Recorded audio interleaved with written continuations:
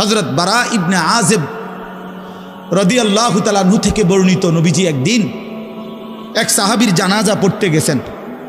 জানাজা পড়তে গিয়ে খালি কবরের সামনে কিছুক্ষণ দাঁড়াইছেন। তখনও ওনারে কবরে রাখে নাই, জানাজাও পড়ায় নাই। নবীজি আগে গিয়া কবরটার সামনে দাঁড়াইছে। হযরত বারা ইবনে আযিব বলেন, আমরা নবীজির সাথে ছিলাম। আল্লাহর নবী সাল্লাল্লাহু আলাইহি সাল্লাম কবরের খালি এই কবরে দেখা অঝরে কাঁদতে শুরু করছে।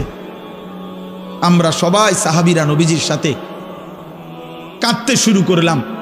অনেকক্ষণ কাইদা নবীজি চোখের পানি মুইছা আজীব কথা বলছে নবী।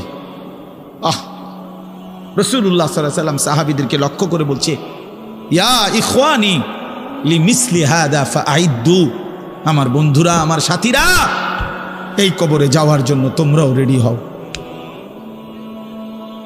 ফাআইদ্দু, তোমরাও প্রস্তুতি নাও, অচিরেই তুমি আমি সবাই এই কবরেই পৌঁছে যাইতে হবে।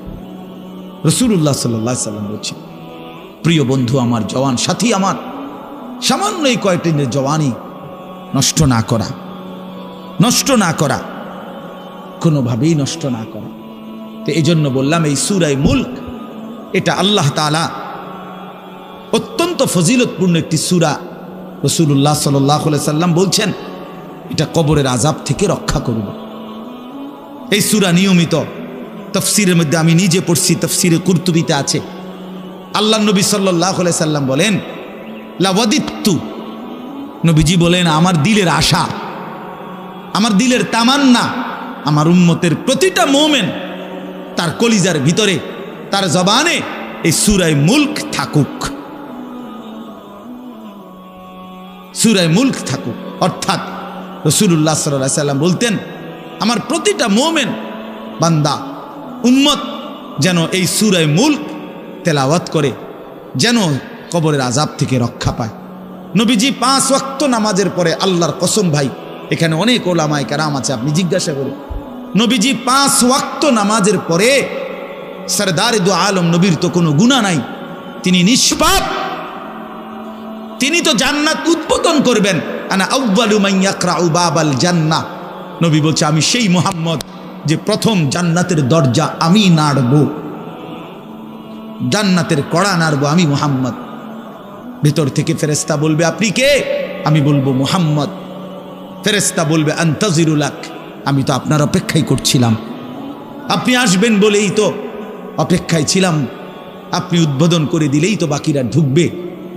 তো সেই নবী যিনি জান্নাত উদ্বোধন করবেন, তিনি 5 ওয়াক্ত নামাজের পরে ভাইয়া প্রতিদিন তিনি যেই কথাটা দোয়া করতেন, এর মধ্যে একটা দোয়া এটা, আল্লাহুম্মা ইন্নী আউযু বিকা মিন আযাবিল কবর ওয়া মিন ফিতনাতিল কবর ওয়া মিন ফিতনাতিল মাসীহিদ দাজ্জাল ওয়া মিন ফিতনাতিল মাহইয়া ওয়াল মামাত। আল্লাহ, আমি কবরের আযাব থেকে পানাহ চাই। নবীজি নিজে বলতেন, নবীজি নিজে বলতেন। প্রিয় ভাই, বাবা আমার, চলেন সবাই নিয়ত করি, নিজেকে গুনাহ থেকে বাঁচানো দরকার, নিজের আল্লাহর নাফরমানি থেকে বাঁচানো দরকার।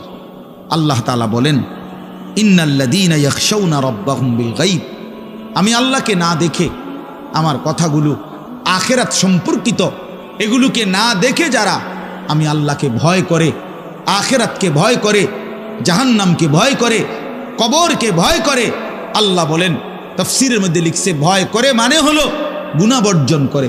কোন ব্যক্তি আল্লাহকে ভয় করে, খোদার কসম, এই কথার অর্থ হলো গুনাহ ছেড়ে দেয়।